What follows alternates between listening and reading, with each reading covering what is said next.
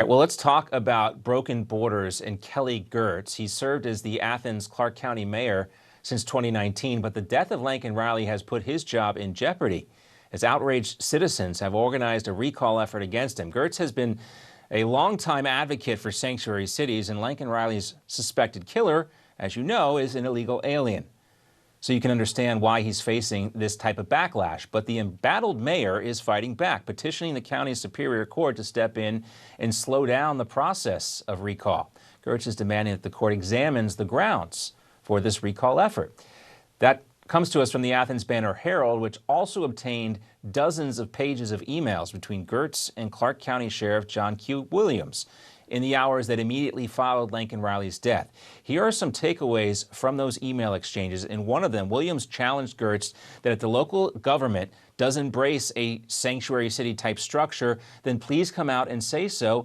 If it doesn't, he needs to clear up the mess. Later in the email exchange, Gertz tells the sheriff, Williams, that he supports the county's approach to detainer holds, which is effectively a sanctuary city. The mayor says they are both humane and they follow the well-documented propensity of immigrants in the U.S. who tend to be less criminally inclined than the native-born population. But you hear that all the time. They forget about the fact that a lot of these aliens come here illegally, so they've already broken the law. And just in case you're not outraged yet, a 36-year-old New York City firefighter who was also a veteran recently died of a heart attack, leaving behind a wife and 2 young children.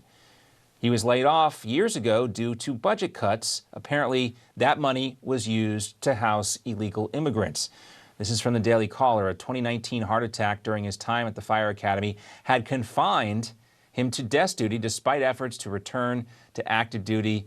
His termination occurred just as he was nearing eligibility for over $600,000 in medical death benefits for his family. Unfortunate timing, to say the least. Let's talk about this now with the former vice chair of the New Jersey Federation for Republican Women and host of Money Talk. Melanie Collette is back with us. Also, a senior lecturer of African American Studies at the University of Maryland, a frequent Newsmax guest. Jason Nichols is back with us as well. So let's talk about the ongoing fallout from illegal immigration. And Melanie, just 2 days after Laken Riley's death, after we learned the suspect here was an illegal alien from Venezuela, the mayor of Athens Clark County said there was no need to change any policies. Does that seem pretty naive to you, to the point of being dangerous? It's not only naive, but it's dangerous as well. And the thing about this argument that makes me so angry is that these people don't care about people as individuals. It's okay and it's fine because the numbers are low as long as it's not your daughter or your mother or your sister. How about, as elected officials, I am one myself in the county where I live, how about we care about each and every constituent? How about that? And not talk about the numbers. If it's illegal for that person to be here and they haven't been properly vetted, they shouldn't be here. This rests on him. And actually, the good mayor should have the decency to resign rather than have to be recalled. Jason, one of the things that the residents of Athens are so upset about is this kind of backdoor way by which Mayor Gertz and the Unified City County Commission basically implemented what are effectively sanctuary city policies without passing it through legal justification. I don't know if there's a legal justification for this or not, but they didn't bring it up for a vote, and they were kind of doing this behind closed doors. So I think one of the things that we have to clear up is that when it comes to this mayor's recall, that the process wasn't filed correctly. And you have to do that. There's a process for a reason. And the citizen who actually is behind all of this, he's got some criminal complaints in his past, but that's neither here nor there. One of the things that you have to do is go through the process and formally say why it is that you think out of the listed reasons for a recall, say why it is that this person should be recalled and mark what that is. And he didn't do that. So the idea that it would slow down because you didn't fill out the form correctly, I think is okay. Now, when it comes to sanctuary cities, and I think you have to prove that he actually had sanctuary policies that actually led to the community being less safe, then I think you have an argument. But I think Mayor Gertz is arguing that that's not the case. Well, I mean, to your point about filling out this form correctly, there were very specified reasons by which you're supposed to bring about a recall. The gentleman who filed the recall effort did include a reason, and it basically, I'm paraphrasing, it's because the city is less safe, Athens-Clarke County is less safe, based on what happened with Lincoln Riley. So, I mean, we're talking about semantics effectively. I also want to go back to Mayor Gertz and what he said back in or at a press conference recently, when he was talking about the death of Lincoln Riley. Watch, Melanie, how the residents respond. This term sanctuary city doesn't have a sole legal or procedural definition. Liar. Liar. Liar. Liar. We are here to listen. Liar. You're a liar. We're here to listen. Liar. You're There'll be time a for liar. questions. You are guilty and got blood on your hands for this murder, sir. I mean, Melanie, I think technically he's, right. You can't like quantify or legally define what a sanctuary city is. But when you have the policies in place, when you're not informing ICE that you have illegal aliens after they've been arrested by local police, that in effect, is a sanctuary city.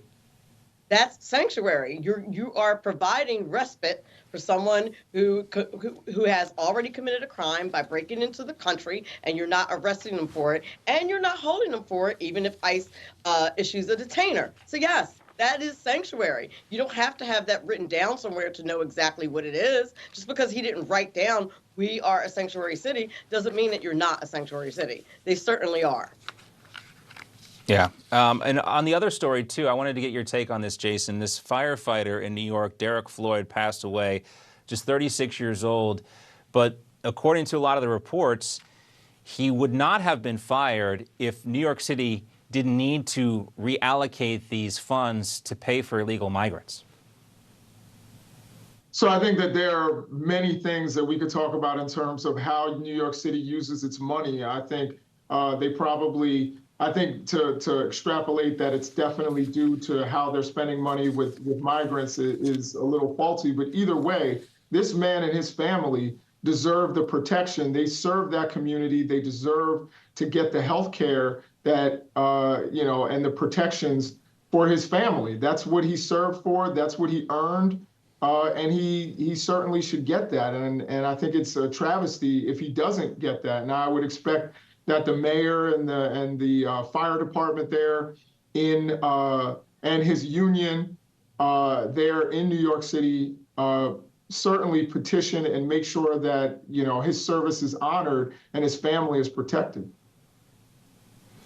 Melanie, money's very fungible, as you know, and you could say that New York City needs to find money from other places. But if you have situations where public safety officials are being fired to pay for illegal migrants, it's like burning the candle at both ends. It is like burning a candle at both ends. And then you have to understand when you're doing budgeting, what kind of priorities you are putting in place. Is your priority keeping a safe amount of firefighters and things on hand? And to Jason's point about his family being deserving of those death benefits and the health benefits that he was supposed to have in place, that's ridiculous. If you don't have money to pay for your own constituents and your own citizens, then you don't have money to offer to people who are in your city illegally. That's just how it is. It's just the numbers game. All right, let's talk about the protests on college campuses. Jason, how are things on the campus of the University of Maryland? So we do have some protests here. They're relatively small, and certainly haven't disrupted the way we do business here, the way our students are going to class very easily. We have a very large both Jewish and Muslim population, and to my knowledge, no one has threatened, no one has felt threatened, or at least has stated that. As at least in my classes, they're coming to class, they're doing their work, they're sitting side by side, and the protesters are protesting outside of the administration building, and I'm not sure if they're causing issues for the people working in there, but not for the rest of the campus and how we do business. All right, okay to protest, not okay to shut everything down. I want to talk, though, too, about this pro-Palestinian activist named Kaimani James. He has now been banned from Colombia after this video resurfaced. be grateful that I'm not just going out and murdering Zionists. The same way we're very comfortable accepting that Nazis don't deserve to live, fascists don't deserve to live, racists don't deserve to live, Zionists, they shouldn't live in this world. All right, Mr. James has been barred from attending Columbia's campus anytime soon. Long term, though, Melanie, what do you think is an appropriate punishment for this man? For that particular gentleman who is clearly Yes. unaware that Hamas feels like he does not deserve to exist any longer, I think that that's appropriate. I actually think expulsion is appropriate. That was a very threatening video that he left. I don't understand why he would be allowed to be a part of any community making those kinds of threats based on someone's race or religion. It's just a horrible, terrible thing. And I hope someone takes legal action of some sort. I don't know what. I'm not a lawyer, but it just seems like there should be some kind of punishment beyond being suspended from campus, expulsion, and maybe some other kind of punishment, because that was threatening and you're not allowed to make those kinds of threats or incite that kind of violence. And, the left likes to live in a world where words are violence. And that was certainly a violent video. Jason, apparently Kamani James has said he misspoke or his words were taken out of context in that type of setting. He's been confronted a couple times about this. But what do you think should happen to him as a result of this resurfaced Instagram Live video? Well, certainly if he has, it certainly appeared that he made some threatening comments. And I think threatening comments are different than just racist or anti-Semitic comments. We've had situations where students have said something racist on a voicemail or something like that, or on a social media app, and they claim the First Amendment and nothing happens. So I think that this student, obviously, when you make a threatening comment, it elevates the situation a little bit more. I think that should be taken into account. There definitely should be some sort of disciplinary response to making something that sounds threatening and makes it so that people in your community don't feel safe around you. Now, what that is, I think, will depend upon the handbook there at Columbia, but there certainly should be a disciplinary response. Yeah, one of the things we covered last week, the basics of the First Amendment, it does not cover an incitement of lawless action. He is a leader of this protest. You can certainly make the case that him saying this led to other people making similar threats. That would be lawless. I think you have no choice but to expel him from Columbia University, but we'll see what happens. They don't seem to be very tough. They like to maybe implement the gentle parenting strategy, if you will, for their students. We will see. Melanie and Jason are sticking around with us. We'll talk more coming up right after the break.